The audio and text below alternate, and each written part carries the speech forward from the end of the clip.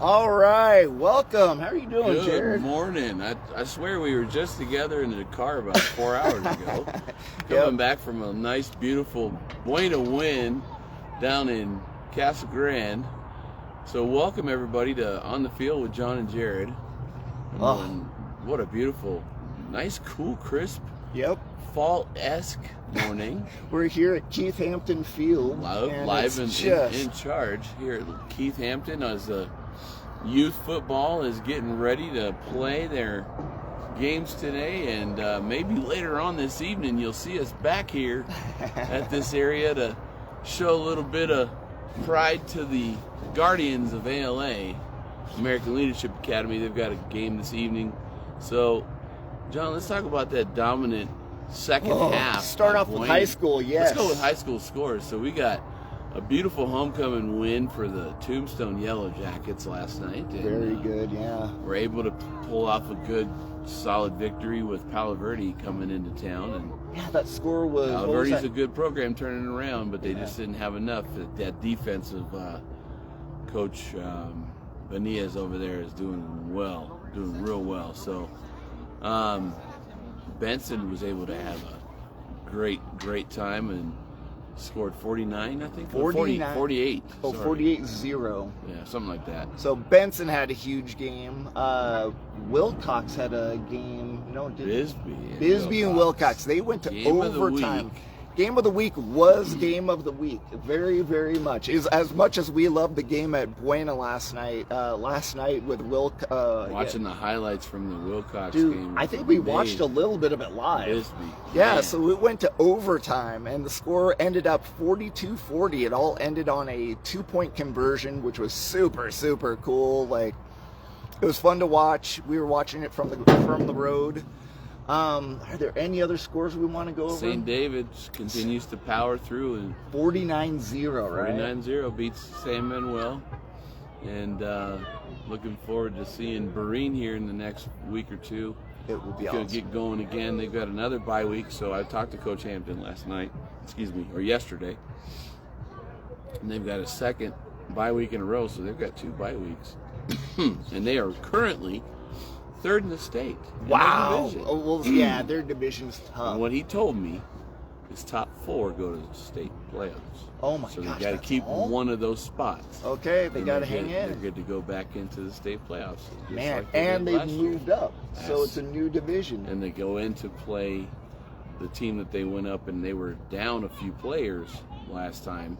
So they're going to be all healthy and ready to go to play this imagined surprise team, and we'll be able to dominate and play good Berrien Eagle football like we always love seeing them play. So they should be able to pull off a good win there and win out. The fun thing about Berrien is that's high octane, high power offense, lots of deep balls, not a lot of crossers, not a lot of stuff on the inside of the field. So if you want to see high power football, 8-man football, throwing touchdowns all the time, you want to go see that Berrien team.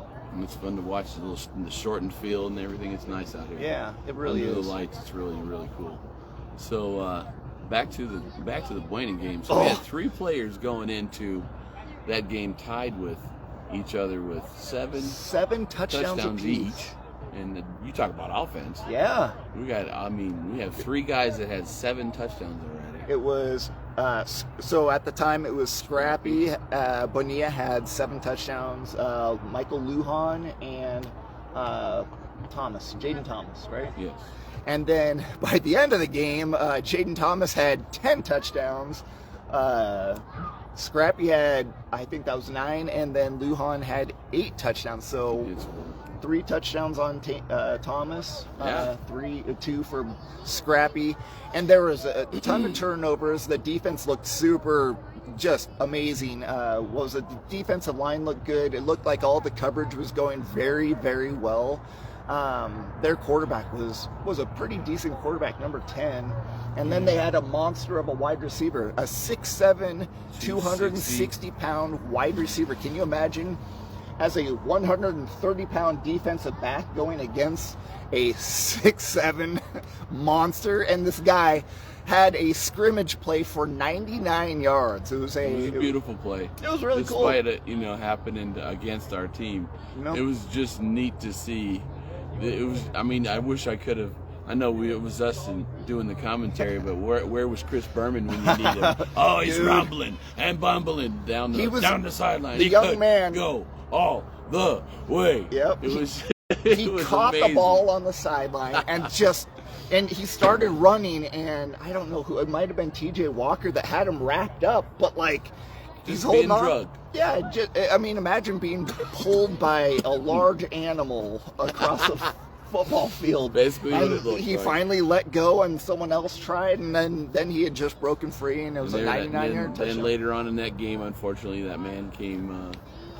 broke his leg. Something happened we don't know exactly what happened. There could have been spinal issues going on there too. We wish the best for him, and we will continue our prayers for that young man to bounce back, because he is a junior. He is listed as a junior on Max Preps. Yeah, so to see him come back next year and fully recover and do what he needs to do, that'll be special to see. We talked about him having scholarship offers. Nine scholarship offers. This kid was a beast.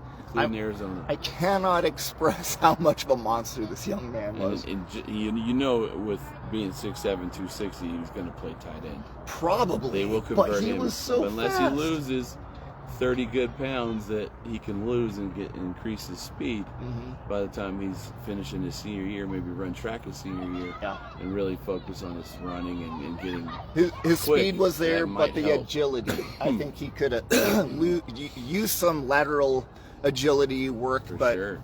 That's the world we're in. Anyway, we're going to move on to college Man, football. We got some big games today. Oh yeah, we're starting off with Michigan versus Washington. Ooh, UW, go Huskies. I know Michigan's on a tear coming back in these games lately, but really, I want to see Washington bounce back. They had kind of an ugly game a few weeks ago with Rutgers.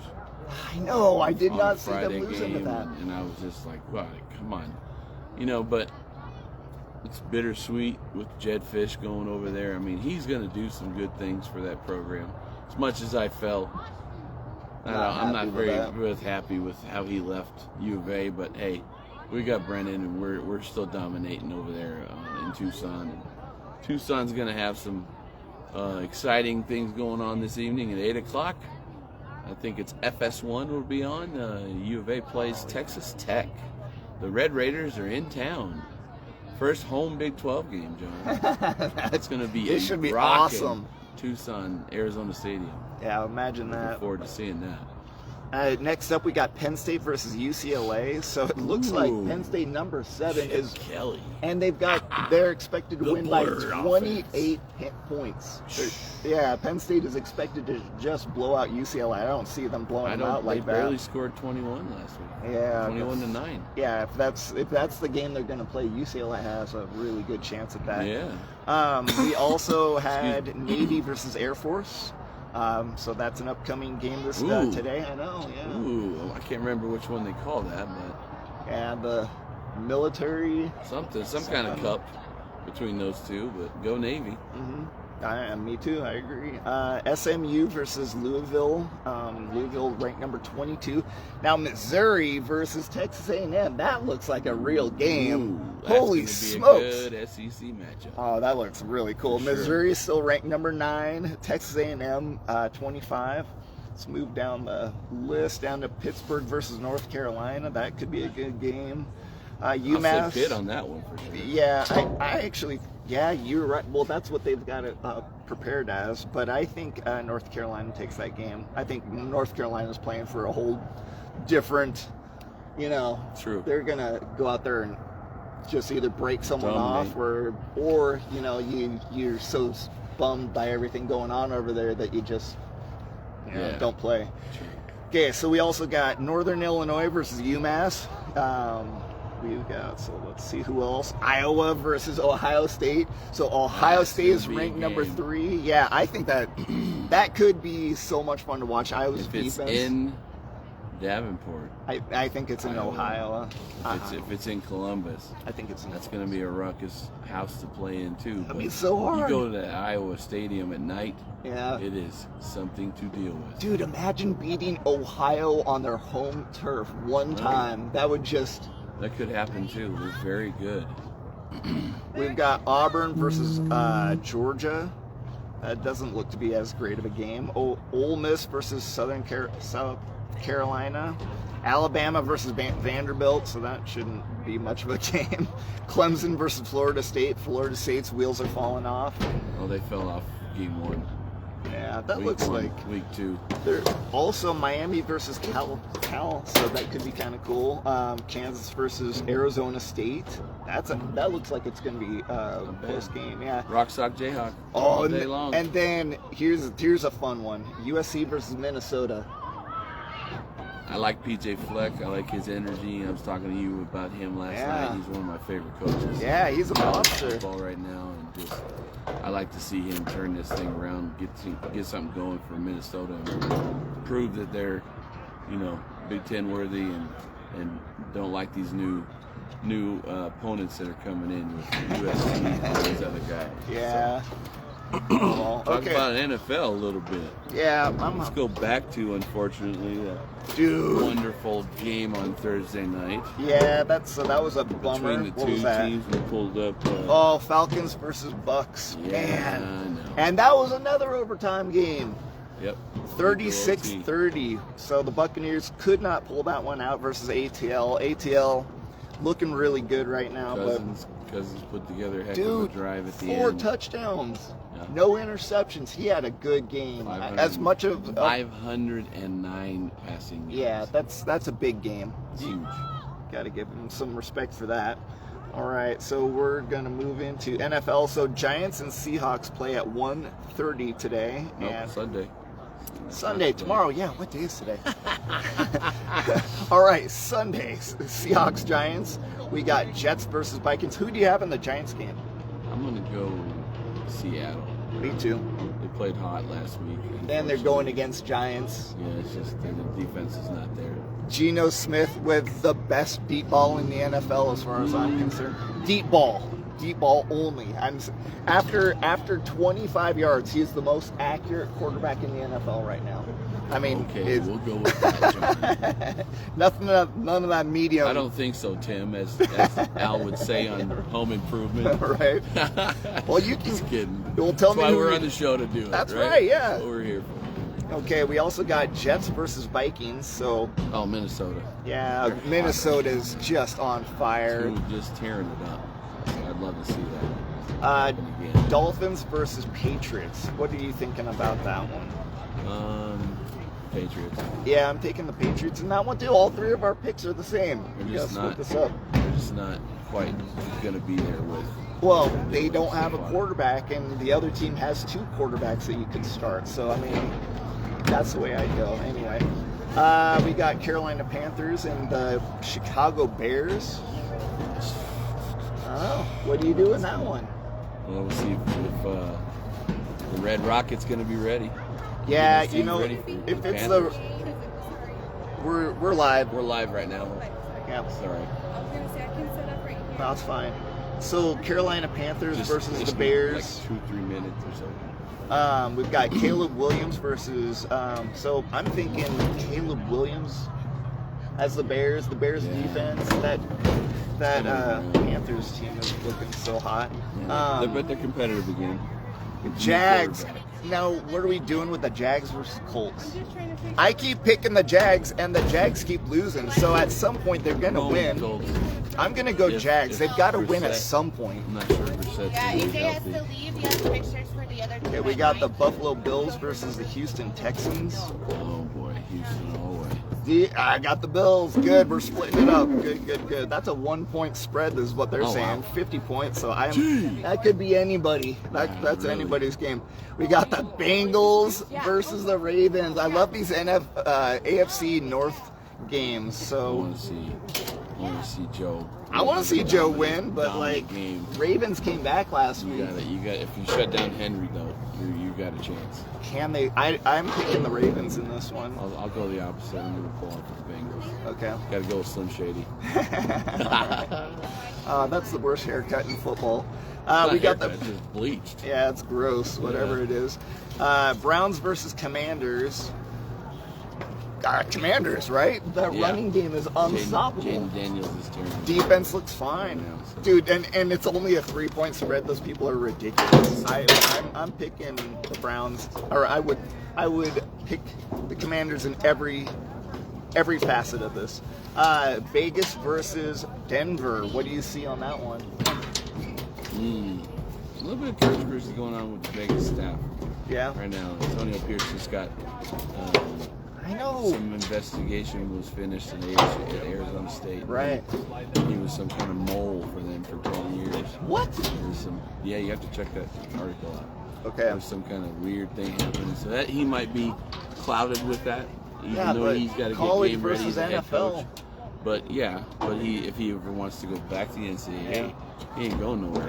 Yeah, you get blackballed and stuff like that. But anyway, Raiders and Broncos used to be a great AFC West shootout.